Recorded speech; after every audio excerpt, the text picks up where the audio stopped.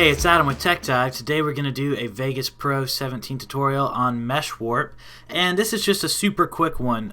Sometimes I try and do more involved ones for ones I think are more nuanced and whatever. This is just a quick one because it's not super nuanced. It's just a few things to note about something, and this is a great time to learn it. So I'm in the middle of working on a spooky tutorial series, doing 5 spooky effects, and I need a fireplace, and the fireplace I have access to film is closed up, so I have to fake a fireplace, and this is perfect use of a mesh warp. So if you go to your video effects, well, first let's start simple. Let's go to media generators, grab black, and I'm going to throw it on top of the fireplace, and then I'm going to go, so that's just on the layer above the fireplace. And then I'm going to go to mesh warp and grab the mesh warp, and then throw mesh warp on top of that, and I'm going to set the grid size to 1, and then I can grab it and I can cover up the fireplace with a black mat here. Now what I'm doing is I'm taking a 2-dimensional picture, and mesh warp lets you pretend that 2-dimensional picture is in a 3-dimensional world. It lets you kind of move it in polygonal ways that the 3-dimensional world you're interacting with moves, and so that way you can take shots and pictures and things that are slightly mismatched, and you can manipulate them in a way that gives you just more control. So now we have it covered up with black. That's going to help us a lot, because that in itself, that is noticeably not real. But it's definitely more of a fireplace-looking fireplace than it doesn't look closed up anymore, at least. Something's not right, but it looks better.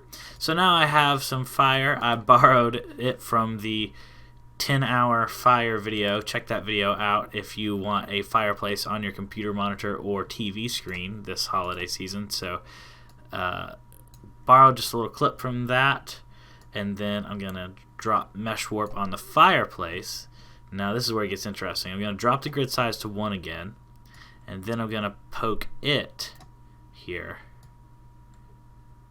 in the corners.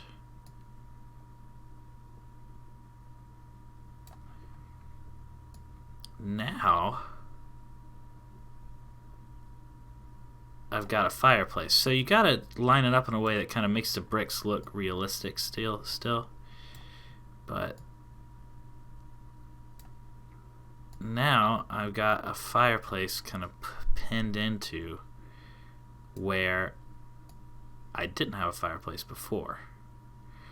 And the bricks look a little rickety here, but we can kind of fix that. There we go. Now I have an actual fireplace in my fire. Now that's still not perfect. There's a few more things I can do to clean that up. But you can see how mesh warp is going to be a huge part of this. One thing, you can layer it too. So if you put mesh warp on top of mesh warp, now I can fine tune it a little bit. I can kind of come back and get rid of the hard edges of my mesh warped Frankenstein monster here. So that's making it bubble out some. Let me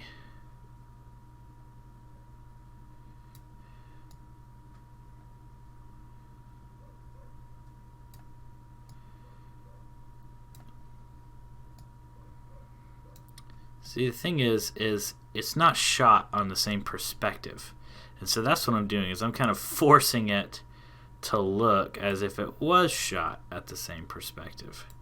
So I kind of pointing it down does that. It stretches out the flames there. So the important thing to know is that, see, this is creating a geometrical shape, because see how the bricks kind of give a dead giveaway if something's not quite right. What I'm trying to do, this is not going to be perfect, right? Obviously there's no fireplace here, so whatever I do is not going to be perfect unless I spend tons of time 3D compositing a fireplace perfectly for this image. It might be better if I reset the mesh and I actually give it more points. So I'm going to try 8 points. And then here, see if I can be a little more subtle about how I fix this fireplace.